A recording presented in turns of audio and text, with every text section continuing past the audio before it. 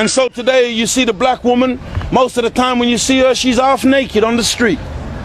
She is the mother of civilization, stripped off, and she looks now like a whore on the street. She's on MTV with a string in her backside for the whole world to see.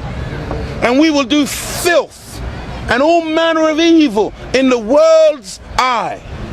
And we think this is progress. We think that this is how we should be. You see the black man today, little more than a modern day slave. Whatever his enemy does, he wants to copy him. See the black man today covered in tattoos, thinking that he is making progress, not knowing that the needle that he is injecting into himself is actually destroying his physiology, not knowing that every tattoo is poisoning your lymph nodes, and that you are putting yourself on a fast track to destruction.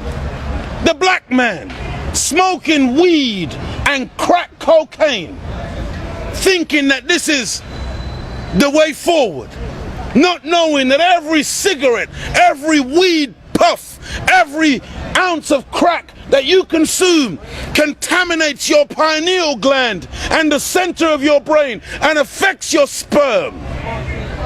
That when you produce a child, that child will be deficient in many, many ways. And you have already condemned that unborn child to death.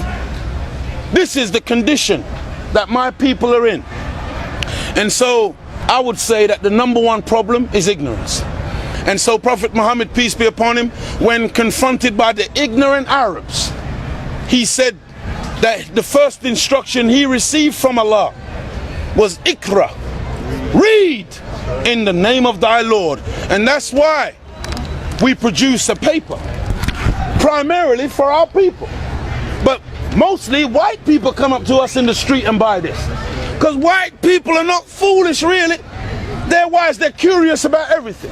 One white man was dragging this paper out of my hand one day. And he was dragging it. I said, what are you doing? He said, what is it all about?